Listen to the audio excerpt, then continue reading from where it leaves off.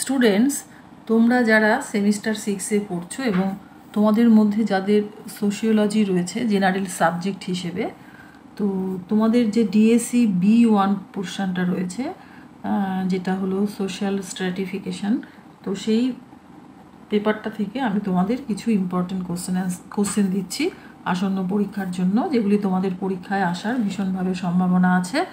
তো দেখো, 15 মার্কসের যে কোশ্চেনগুলি রয়েছে তার মধ্যে নাম্বার 1-এ রয়েছে সামাজিক স্তরবিন্যাস কাকে বলে, এই প্রসঙ্গে বিভিন্ন দৃষ্টিভঙ্গিগুলি আলোচনা করো। নাম্বার 2, সামাজিক স্তরবিন্যাসে ওয়েবারের তত্ত্ব আলোচনা করো। 3, অসমতা ইতিহাসের একটি উৎপাদন, মার্ক্সীয় তত্ত্বের নিরিখে এর প্রাসঙ্গিকতা ব্যাখ্যা করো। 4, সামাজিক সচলতা কাকে বলে, এর বিভিন্ন ধরন বা প্রকারগুলি উদাহরণ সহ আলোচনা করো। 5, সামাজিক স্তরবিন্যাস উদ্ভবের কারণগুলি আলোচনা করো। সামাজিক স্তরবিন্যাসের বৈশিষ্ট্য কী? 6, দারিদ্র্য কাকে বলে, দারিদ্র্যকে একটি সামাজিক সমস্যা হিসেবে বিশ্লেষণ করো।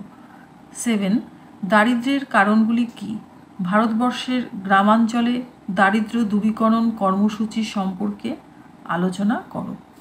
8, জাতিগত ও নৃকুলের মধ্যে পারস্পরিক সম্পর্ক কিভাবে বিভিন্ন সামাজিক বৈষম্যকে ব্যাখ্যা করে। 9, শ্রেণী ও ক্ষমতা সম্পর্কে ওয়েবারের তত্ত্ব আলোচনা ও সমালোচনা করো।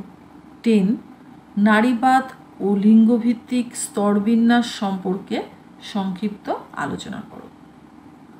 স্টুডেন্টস, তোমাদের এবার আমি 5 মার্কসের কোশ্চেনগুলি সম্পর্কে বলবো, কি কি কোশ্চেন তোমাদের আসন্ন পরীক্ষার জন্য ইম্পর্টেন্ট। তো সেগুলি বলার আগে তোমাদের উদ্দেশ্যে একটা কথা আমি বলছি, যে তোমাদের কাছে আমার একটা রিকোয়েস্ট, কারণ তোমরা এটা তোমাদের লাস্ট সেমিস্টার, যদি এতদিন পর্যন্ত তোমরা আমার চ্যানেলটাকে যারা মোটামুটি ফলো করছো, তাদের কাছে আমার একটাই অনুরোধ, যে তোমরা পরীক্ষার শেষে অনেকেই দেখা যায় যে তোমরা চ্যানেলটাকে আনসাবস্ক্রাইব করে দাও, কিন্তু আমার রিকোয়েস্টটা তোমরা একটু রেখো, তোমরা আনসাবস্ক্রাইব করো না, তোমরা নোটিফিকেশান নান করে দিও, তাহলে তোমাদের কাছে আর কোনো রকম কোশ্চেন অ্যান্সার বা ইম্পর্টেন্ট জিনিস আর পৌঁছাবে না, কারণ তোমাদের তো আর তখন সেগুলি অর্থাৎ এইগুলি প্রয়োজনে লাগবে না।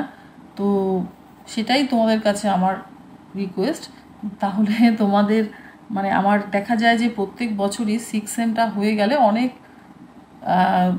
সাবস্ক্রাইবার কি করে চ্যানেলটাকে আনসাবস্ক্রাইব করে দেয়। তো যাই হোক, যতটুকু উপকারী তোমাদের আমি করেছি বা তোমাদের কাছে যদি মনে হয় যে আমি কিছুটা উপকার হলেও করেছি, তাহলে তোমরা অন্তত এটা করো না।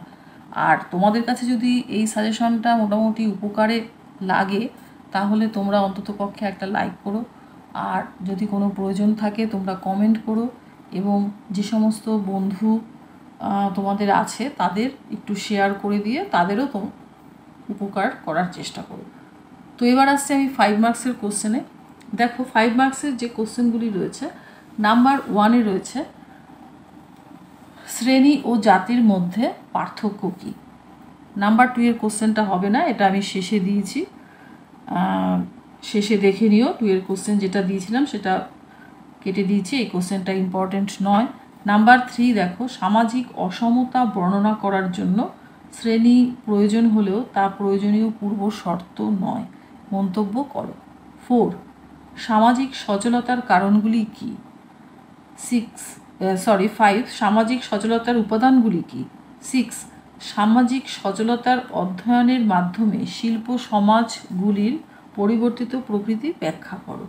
7, আধুনিক সমাজে নারীরা কী কী ধরনের লিঙ্গ বৈষম্যের মুখোমুখি হয়।